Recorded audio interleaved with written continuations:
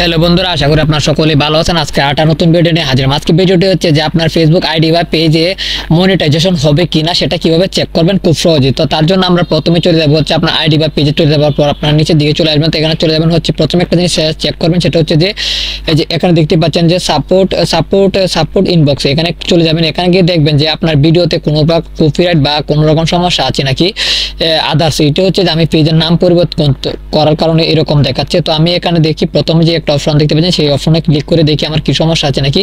দেখতে পাচ্ছেন এখানে কোনো রিপোর্ট নেই। তারপরে আমি যে দ্বিতীয় অপশন যেটা আছে এটা মধ্যে আমি ক্লিক করে দেবো। এটা মধ্যে ক্লিক করে দেখবো যে অ্যালার্ট, এখানে অ্যালার্টে কোনো সমস্যা নেই। তারপর হচ্ছে কপিরাইট ইস্যুতে আমি ক্লিক করবো। আমার ভিডিওতে কোনো কপিরাইট নেই, এটা এখানে দেখতে পাচ্ছেন এখানে কিন্তু কোনো প্রকার কপিরাইট দেখা যাচ্ছে না।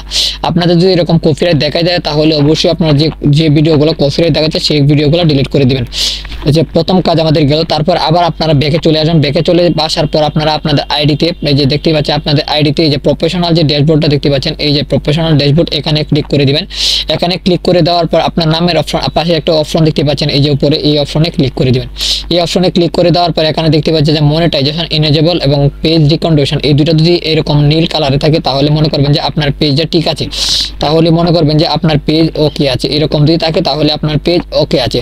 তারপরে আমরা একটা চলে যাবো হচ্ছে নিচের দিকে। নিচে আসার পর দেখতে পাবো এখানে এই যে টুলসে অপশনে ক্লিক করে দেবো। টুলসে অপশনে ক্লিক করে দেওয়ার পর এখানে এই যে পেজ রিকমেন্ডেশন একটা অপশন দেখতে পাচ্ছেন, পেজ রিকমেন্ডেশন, এই যে এখানে ক্লিক করবেন। এখানে ক্লিক করে দেওয়ার পর আপনারা দেখবেন যে আপনারা পেজ এই যে প্রথম যেটা আছে এটা চেক করবেন, পেজ স্ট্যাটাস, এটা ক্লিক করে দেখবেন। এখানে যদি এই যে হলুদ কালার যে টিক চিহ্নটা আছে এটা যদি টিক থাকে তাহলে মনে করবেন যে আপনার আইডি ঠিক আছে।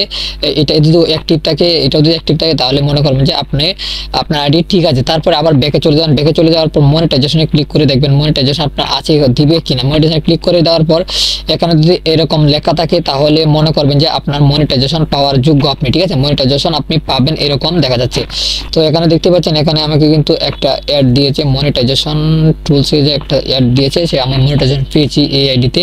তারপরে যে হচ্ছে রেকমেন্ডেশন, এখানে আপনারা যাবেন, এখানে ক্লিক করে দেখবেন যে এখানে কোনো সমস্যা আছে নাকি। এখানে আপনার কোনো সমস্যা থাকে তাহলে এখানে দেখাবে যে আপনার কোনো সমস্যা আছে নাকি। তো এখানে কোনো সমস্যা নেই। তো আমরা এখন যাওয়ার পরে দেখবো যে আমাদের দুইটা যে অপশন সেই দুইটা কিন্তু আমরা চেক করে ফেলেছি।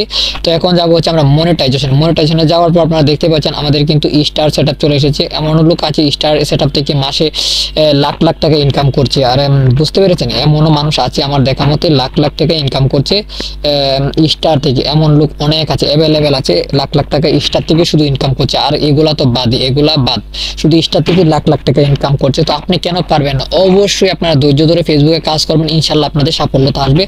দেখতে পাচ্ছেন আমার এই ভিডিওতে